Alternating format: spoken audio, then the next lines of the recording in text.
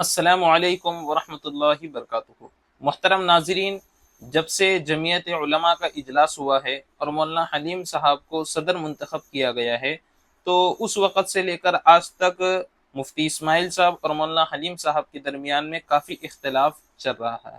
اور مفتی اسماعیل صاحب کو دو تین باتوں پر اعتراض بھی تھا۔ بہرحال میں ان کے سلسلے میں کچھ کہنا نہیں چاہتا ہوں، صرف ان لوگوں کو میں یہ کہنا چاہتا ہوں جو لوگ ان دونوں کے بارے میں الگ الگ باتیں کر رہے ہیں۔ کوئی مفتی اسماعیل صاحب قاسمی کی طرف سے بات کر رہا ہے، کوئی مولانا حلیم صاحب کے سپورٹ میں بات کر رہا ہے، تو میں شرعی اعتبار سے مسئلہ واضح کرنا چاہتا ہوں کہ جب علماء کے درمیان میں اختلاف ہو جائے تو کرنا کیا چاہیے۔ سب سے پہلے یہ بات ذہن میں رکھنا چاہیے، اگر علماء کے درمیان میں ہو یا کہیں پر بھی اختلاف پایا جائے تو سب سے پہلے دیکھیے کہ صحیح کون ہے۔ صحیح کو جاننے کا طریقہ شریعت میں دیا گیا ہے۔ نمبر ایک پر دیکھیں کہ شرعی اعتبار سے کس کی بات درست ہے۔ ایک مثال سے آپ سمجھ سکتے ہیں کہ مثال کے طور پر ایک شخص کا نام ہے عبداللہ، دوسرے کا نام ہے عبد الرحمن۔ اب عبداللہ نے ایک الزام لگایا عبد الرحمن کے اوپر کہ تو نے فلاں فلاں کام کیا ہے، تو اب عبداللہ کے ذمہ شرعی اعتبار سے دلیل دینا ضروری ہے، اور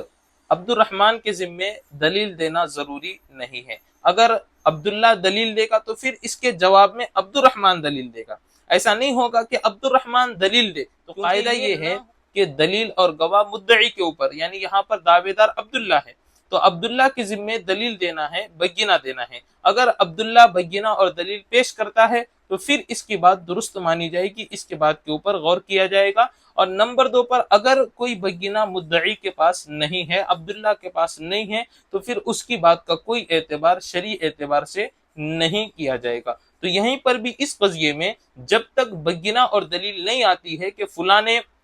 اتنے رقم ہڑپ کر لیے ہیں یا اتنے رقم کا ان سے مطالبہ کیا گیا اور وہ کہہ رہے ہیں کہ میں نے وہ رقم لیا ہی نہیں، تو یہاں پر مدعی کے ذمہ دلیل دینا ہے کہ یہ میرے پاس یہ رقم کا جو ہے ثبوت ہے کہ یہ رقم انہوں نے فلاں فلاں جگہ سے لی ہے وغیرہ وغیرہ، یا دو تین گواہ جو ہوئے اس کو ثابت سامنے لایا جائے کہ فلاں فلاں اس بات کے گواہ ہیں کہ انہوں نے ان کے سامنے اتنی رقم لی گئی ہے۔ اگر اس طرح کی بات آتی ہے تو میں کہتا ہوں کہ مفتی اسماعیل صاحب کی بات صحیح ہو سکتی ہے، اور اگر اس طرح کی بات نہیں آتی ہے تو پھر مفتی اسماعیل صاحب کی بات صحیح نہیں ہو سکتی ہے۔ اگرچہ بات ان کی درست ہو لیکن بینہ نہ ہونے کی وجہ سے ان کی بات جو ہے قابل اعتبار نہیں ہوگی دنیا کے اندر، آخرت کا معاملہ اللہ بہتر جانتا ہے۔ بہرحال میں ان لوگوں کو یہ کہنا چاہتا ہوں کہ جو مفتی اسماعیل صاحب کی طرف سے بات کہہ رہے ہیں،